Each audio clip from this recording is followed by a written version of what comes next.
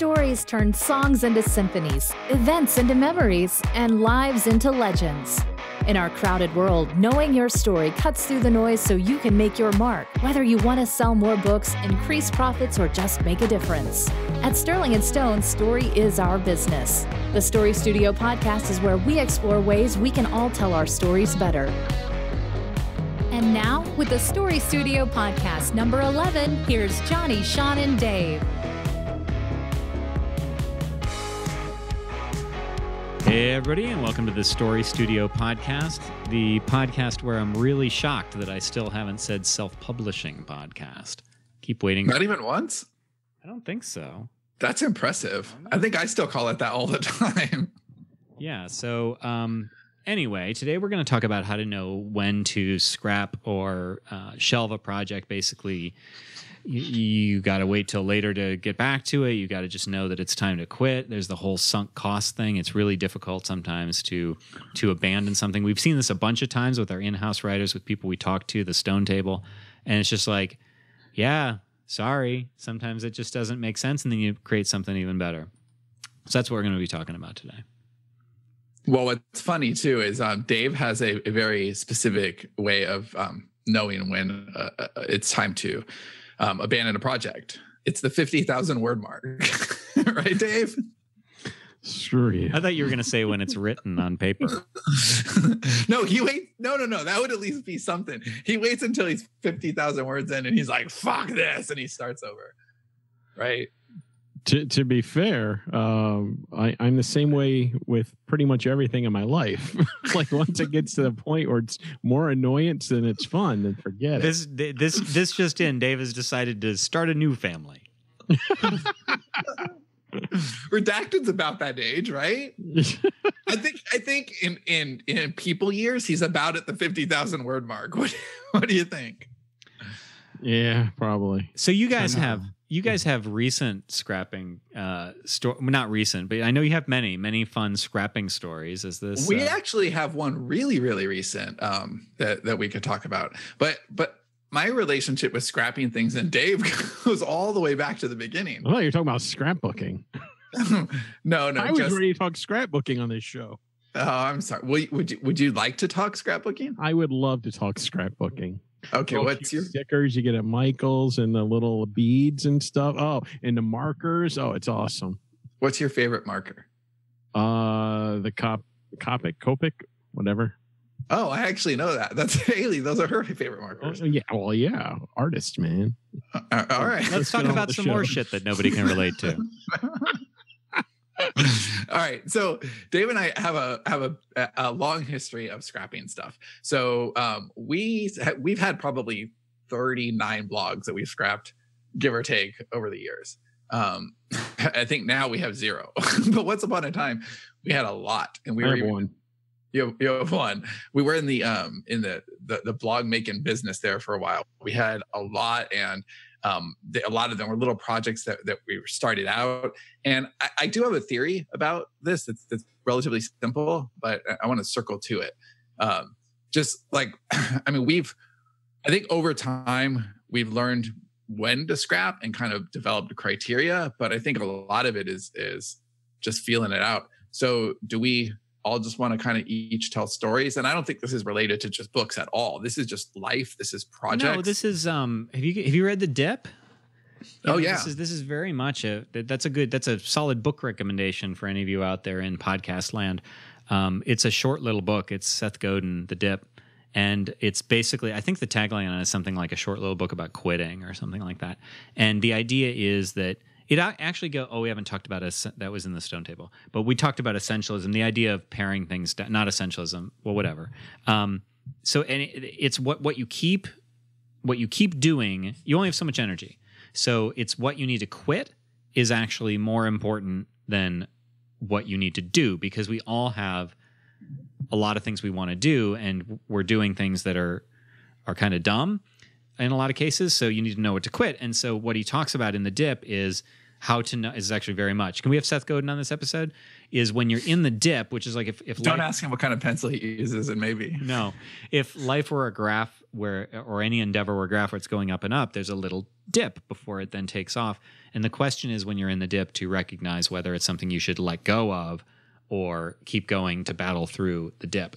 And this is the letting go part of it. In other words, it's like pruning a tree. You prune away some things so that others can bloom. Sean and I have a recent example. There was a story started, I guess, last summer, and I wrote it for NaNoWriMo. And he's talked about it before on the show where it was supposed to be like, I don't know, 70, 80,000 words and wound up being 50. Is that what you said?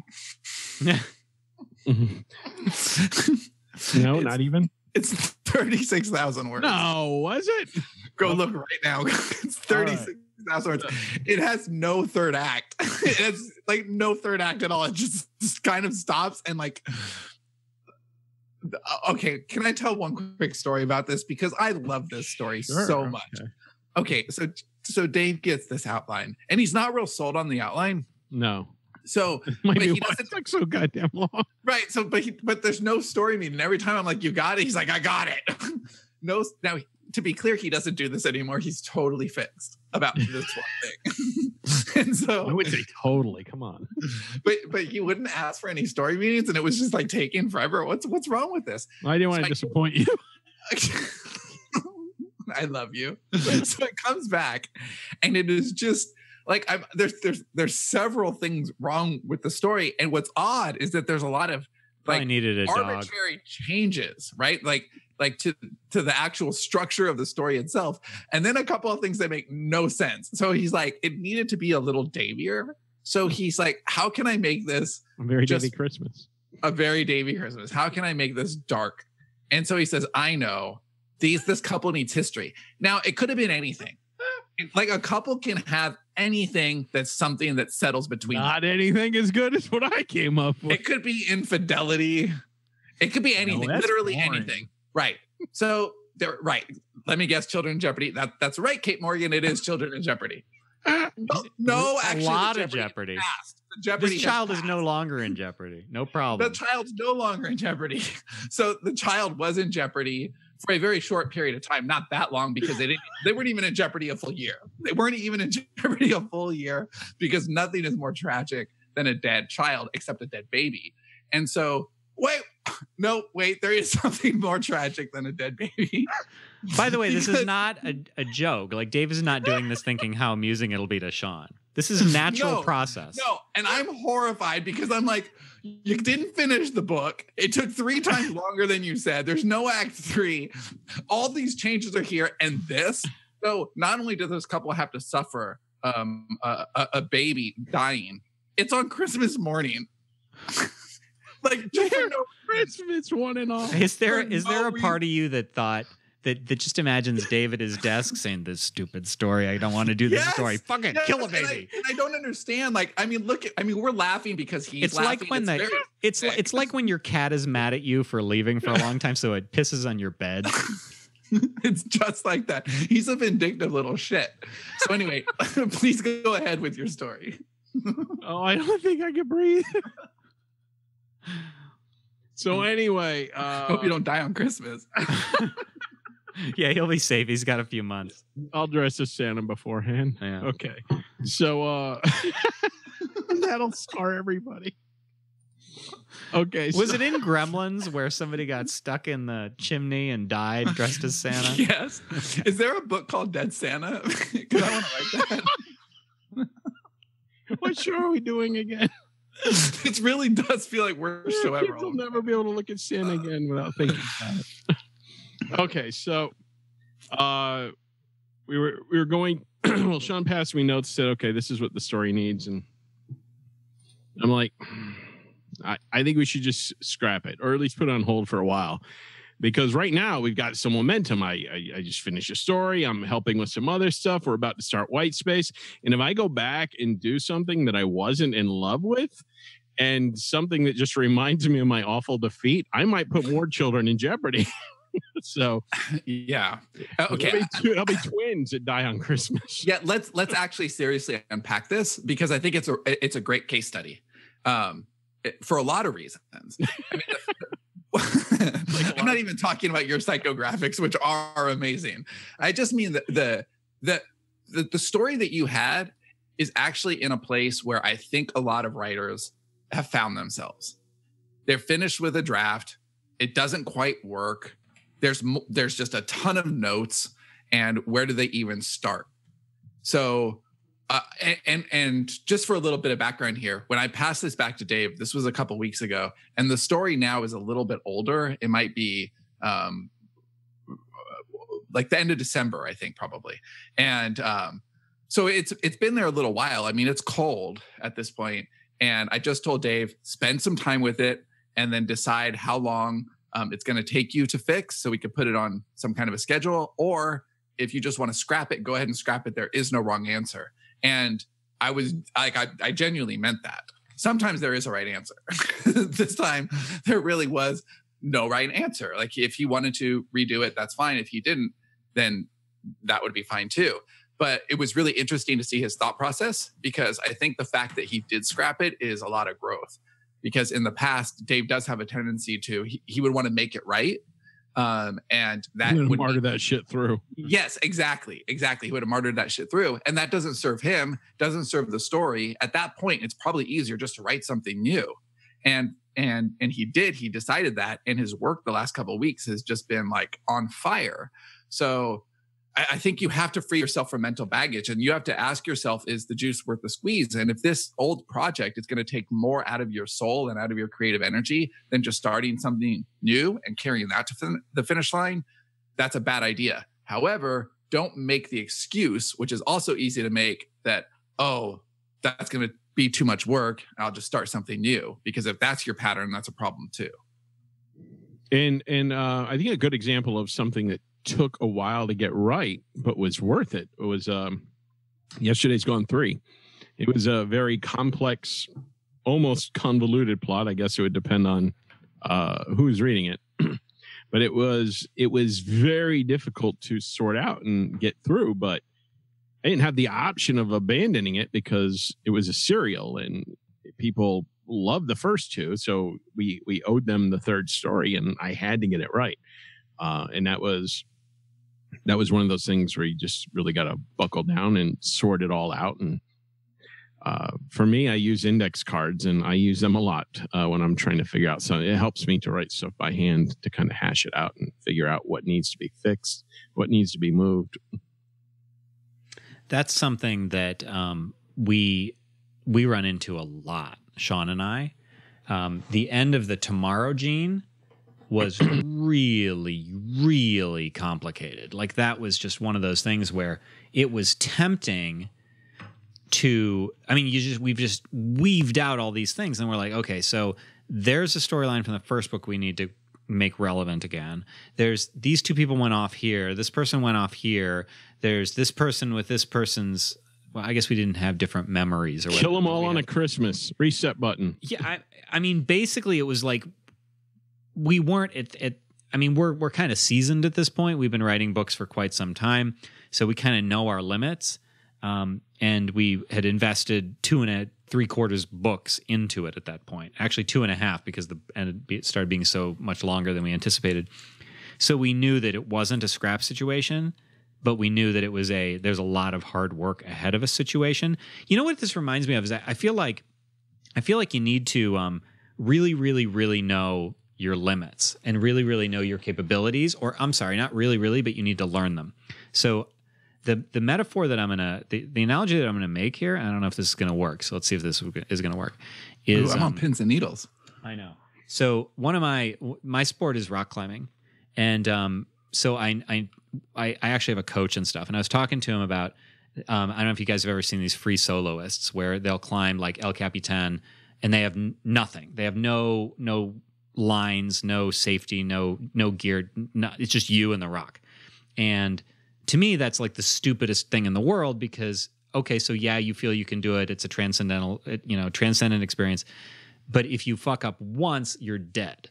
So that's just absurd to me.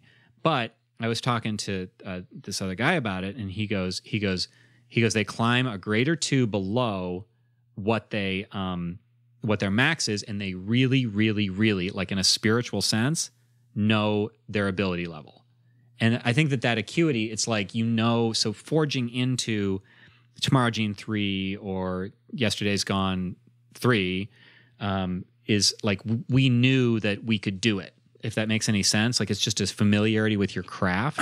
No, I totally get that. So you both know about the first thing I ever wrote, which is really terrible. And when I was done with that book, I could have tried to fix it. And that would have been the worst thing to possibly do for my writing career.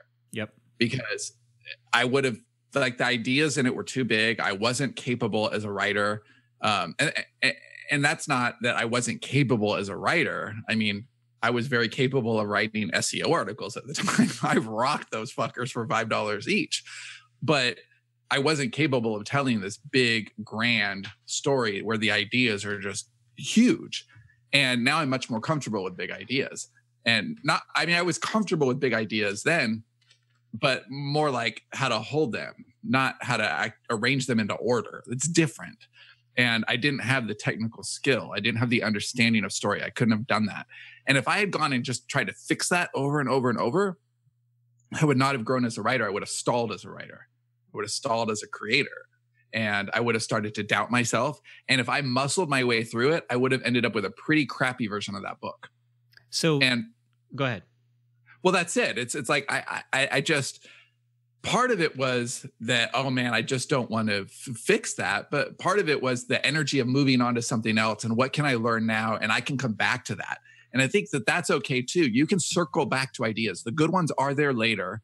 And maybe you come back to it with more experience. Maybe you come back to it with more grit. Maybe you come back to it with more understanding. But it's okay sometimes to separate yourself, because often it happens when you come back to it, you realize, I don't really care about that much. Now, that first book, I still do care about, and I very much want to come back to it. But there's a lot of things that I put on pause that I don't give a shit about now.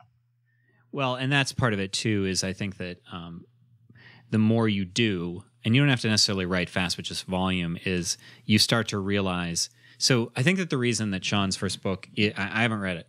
I don't think I would be allowed to read it. But when you talk about big ideas, so terrible. is I think that it probably suffers from what you hear with a lot of first-time authors or storytellers in general, is that you try to put all your ideas into your first thing. So look at all these grand ideas I have about life and time and space and existence. I'm going to put them all in to this. That is exactly what you just described this book. And exposition is a good thing. Lots of it is even better. Right. Explain there's no showing shit in this book. There's no showing. It's 600 pages of bitches. I have your attention. I'm going to tell you 600 pages worth of story. Is it like in Atlas Shrugged where John Galt talks for like 150 pages? That was good. Yes. It's like that for 600 pages. It is truly excrement. So anyway, the point there is that once you have some under your belt, then you have a little distance and you realize that you don't need to be as precious, because you don't need to get all your ideas in. There's time and pages enough left in the world, basically. And so pausing is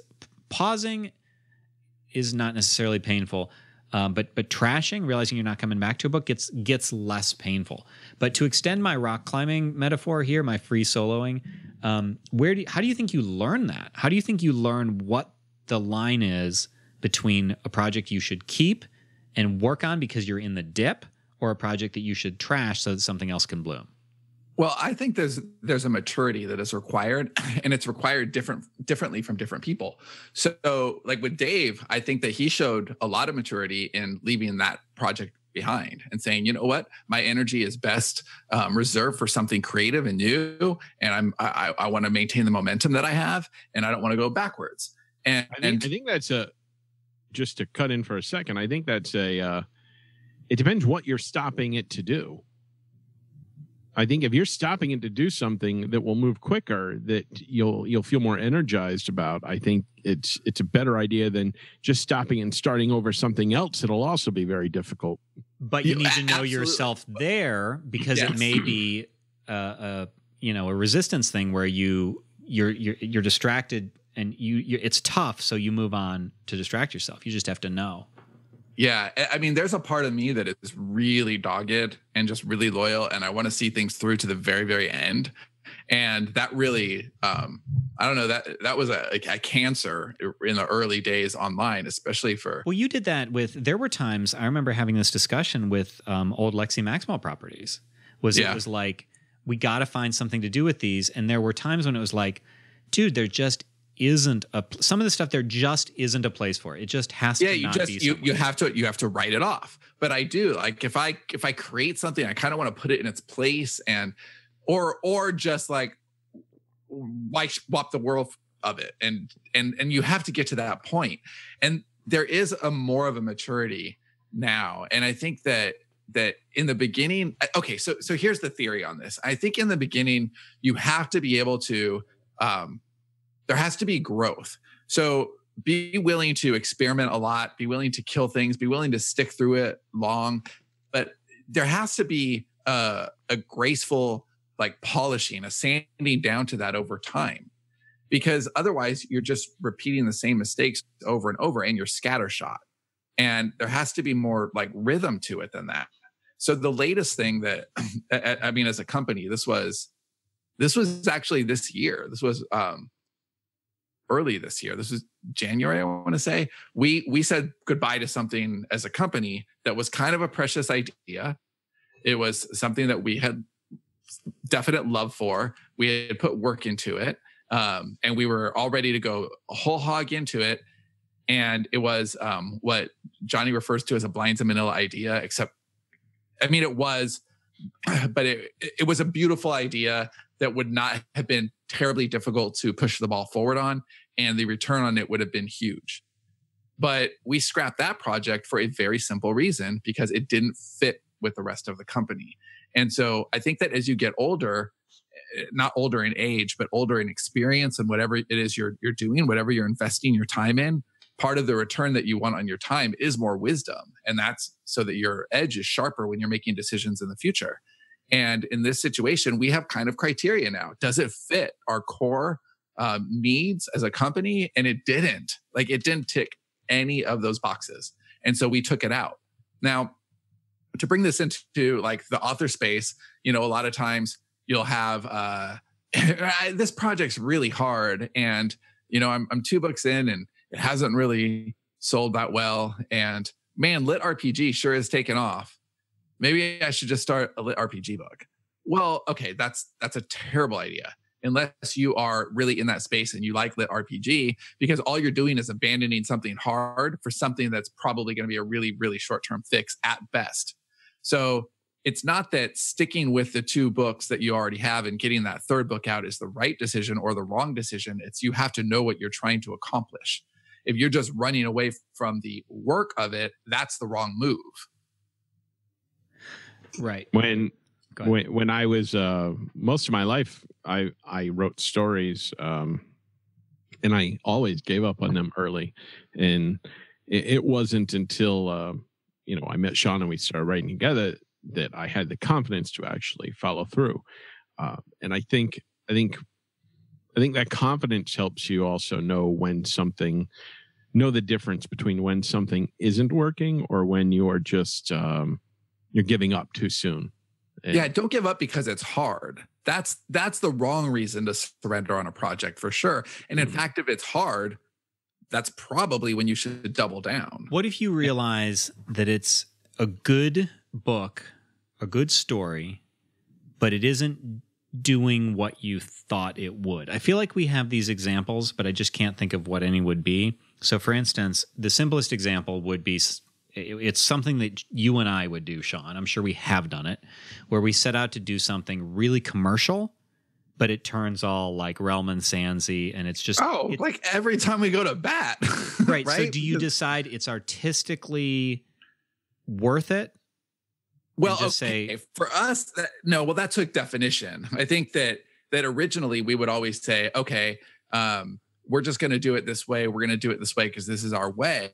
But I think the maturity, and this is a good example because we're talking about maturing through this decision-making process. And our decision-making process now, we handle it on the front end. We make sure that We have defined who we are as authors. We have a much clearer idea of what a Platt and Truant book is now than we ever have before. We really understand what that means. And so that's handled, on the front end. In fact, I was mapping out something for us that maybe we'll write next year just yesterday. And going through the outline, it wasn't born as a Realm and Sands project, but it's becoming a Realm and Sands project. And I know what that means. I know what I have to add to the outline as I'm going through it. And so you have to hone in on what it is that makes you, and then use that criteria to decide. I'm going to make a note that we should do a show on your storytelling identity. Yeah, that's we have a comment that I agree with wholeheartedly from Sue. She says, as you get older, your time and effort mean more to you. And it does. Like, I'm the oldest of the three of us, and I'm thinking about, how much time do I have left to write stories? What do I want to tell? And I'm being a lot more critical when I'm, going to start something new now. What it means for my legacy, what it means for, my children, well, my child right now, but maybe I'll have children someday, more than one. But yeah. Like, does this project really matter to me? Am I doing it just because? Like, what am I trying to get from this? And a lot of times, like the hard thing is a great thing to talk about, because if you quit something when it's hard, then what did you get out of that project? At least if you finish it, you learned something, you got through it, and now you can move on to something else, even if that project goes in the trash. Well, you learn that you can finish if you finish it. If you didn't finish it, you're telling yourself you can't finish it and only make the other thing harder. Yes. And it's been really interesting because we're working with a lot of writers right now, and we're taking some writers, they're all at varying skill levels when they start. And you can really see the writers develop. How do they handle this criticism as they come along? Because there's been a couple of projects that have just had to be aborted. And it's been like kind of transformative for a couple authors and not so much for other ones. And it really is about how you take the difficulty of moving forward onto a project. And it's not easy. It's really, really hard to say, this thing is totally outside of my comfort zone. I want to drop it, but I need to keep going. There isn't really math for that. It's most of it is gut for us. It's instinct. And we don't really have, again, I feel very lucky because we all have sounding boards. So we can take our projects to committee, and, whether it's something that Dave and I are deciding to scrap, or Johnny and I are deciding to scrap, or as a company, we're deciding to scrap, we can have that conversation. But if you're all by yourself, have the conversation. And it may just be with yourself. It may be with your spouse. It may be with the people around you. Or random people on the street. But there are things in your life that you're engaged. That's what buses are for, by the way. Just because. And you shouldn't do things just because. So if there are things in your life that you're just kind of rolling down the assembly line and you're not really questioning why you're doing this thing, maybe it's time to kill that thing, especially if it's not giving you any joy. Let's talk about some of the reasons why a project might stall and maybe what to do about it. I immediately thought when we were talking about this episode about, Dead City is one of my favorite Realm and Sands books, but it is not the first time I attempted to write Dead City. It was not called Dead City in its first iteration. It was called Untitled Zombie Book, right? It was just called the Zombie Book. And I had actually written Fat Vampire not long before, and so I toyed with the idea of just it being called Zombie Book. I know Austin was a fan of that. And I had this terrible habit before I started writing with Sean, and especially using beats and planning stories out, of having a good situation that didn't really have a story. So the world of Dead City was kind of cool to me. Like, what if zombies are, there's a zombie culture and they're mixed in with us, and some people are really zombie-ish and some people aren't, and some people are uninfected. But there was no story. Like, even the fully fleshed out world that Sean and I didn't have a story until we said, okay, well, there's got to be a whistleblower and there's going to be a conspiracy. But writing with you, so writing with Johnny, I can actually totally understand where he came from doing that, because he's really good at dialogue, very natural at dialogue, very natural at character and situation. So like the actual scenes would just roll off, but as the sum total of that, well, what's the story being told? So as a writer, he's probably, I mean, we've never actually talked about this. Correct me if I'm wrong, Johnny. But as a writer, I imagine the pages were just coming off. And when he reads them back, they read well because. Oh, yeah. It was incredibly frustrating. I had many stalled projects. They weren't stalled. They hit brick walls. And I remember describing this to somebody I was asking for advice way back in the day in my 20s. And I said, I just get people and they just do stuff and then nothing happens. And yeah, I mean, you need shit to happen, you know. That's what happened. As I would have Sounds like a meandering part of The Stand. Well, actually, The Stand is one of my examples here of maybe how one author solved that particular dilemma. But yeah, I would have scenes that were good, and I'd be like, oh, that was a really good scene, and I'd be like, oh, well, what next? I don't know, because there was no coherent story. So The Stand. I wrote that. I was pausing because I thought you were going to go right into that. Well, okay, I didn't know if you wanted to bat that back, but you know, Stephen King in the author's note for The Stand talks about where he got hung up in the book, and just like, because Stephen King is a pure pantser, like some would argue to his detriment. Like, what's the one? Is it Insomnia? Is the one book that he outlined? Yeah, where his wife claims to have not liked it. And I think it's one of his best books. Yeah, of course it is. Yeah. So he just, you know, he meandered. He talks about taking this. He takes a daily walk, and that's actually where he got hit by the van and stuff. But he, you know, had all these character lines that he had spooled out. Like, you know, if you've read The Stand, there's a bunch of characters that you just follow, and some are going to Vegas and some are going to Boulder. And then he was just like, well, I have too many storylines. I have too many characters. They're just rebuilding the old society. What the hell is this book about? And Stephen King's solution, which I've used a version of this before. I think it's a little extreme in this case, but I like The Stand. It's one of my favorite books. Is he just, spoiler for The Stand coming, there's just a moment where he just plants a bomb in a closet and it kills a bunch of them. So like, okay, slate wiped clean. Now we can start. That's one case where, you know, you can get too many things spooled. We did that with the Tomorrow Gene. There were too many things spooled out, but we then had to rake them slowly back into obedience.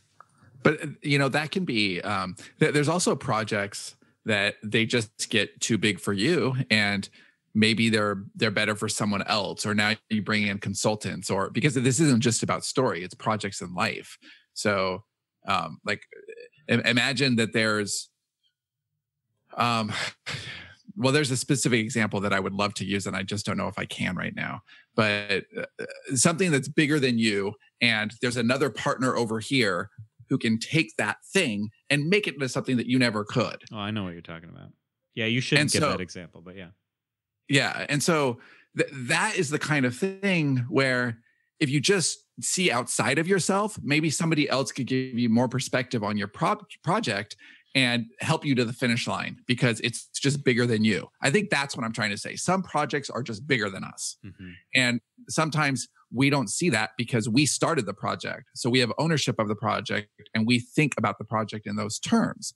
But as soon as we can open ourselves up to, you know what, somebody else might have some very similar ideas and might be a perfect partner for this project, that opens a lot of doors as well. And your big story, your first book, that's the giant complex thing. I think you were right in not pursuing it earlier. I mean, you're going to revisit it, but I think there are stories you're not ready to tell yet. You don't have the maturity, you don't have the experience, you don't have the beautiful wordsmithing that you come to cultivate. And to try and tell a huge story early, I mean, it can work, but it could also be very frustrating if it doesn't work, and you won't know why it didn't work. And then you've told that story, like you don't ever get to tell it again. Yeah. Then on the other hand, don't not ever tell that story. It is about balance. It's knowing when to say goodbye, and that's really hard. Knowing yourself. I'm thinking my metaphor is a pretty good one. Yeah, it is hard to say goodbye. The sunk cost emotionally, I think, is way worse than money for most of us if we're creative. You know, if we put our heart and we put our soul into something, it's very difficult to say goodbye to it. It just is. But this allows us, you know, freedom. Yeah, Johnny. Well, Dave, tell the truth. Were you really, really close to singing It's so hard to say goodbye. I was thinking about it. That's usually what happens. Boys to Men. I mean, that's always right. Right there on the tip. Big fan of Motown Philly. All right, so when it gets to Boys to Men, there it goes. Love it. That's what we can do on Worst Show Ever. Just have Dave sing things. If you a request, we can do some a cappella. Yeah, I would actually really love that. Yeah. So Dave, drink from a Bucky's cup. I just want to point that out. I noticed that. I was filled with water too. Wow. Yeah. I hope that Damon's out there. All right. So thanks for listening to this episode of Worst Show. This isn't Worst Show Ever. Thanks for listening to this episode of the Story Studio podcast. Oh, wow. Look at where Johnny's brain is. The first time I flubbed was not with self-publishing podcasts. It was with Worst Show Ever. Dave is so happy right now. I have a feeling that this is going to be a special episode of Worst Show Ever. No, it's stop. So next week, we're going to talk about what makes a story sell. We said, what do people want to know? Well, what makes a story sell? So that's what we're going to talk about next week. So stay tuned for this Story Studio podcast, and we'll see you next time. Thanks, everybody. Thanks for listening to this episode of the Story Studio podcast. Are you wondering what the ever-growing demand for superb storytelling skills means for your future? Check out our latest interview as Johnny and Sean dive deep into that question in Storytelling is the Future, How to Build on Your Self-Publishing Success. Download the interview from the info box or show notes in YouTube, or head over to sterlingandstone.net/future.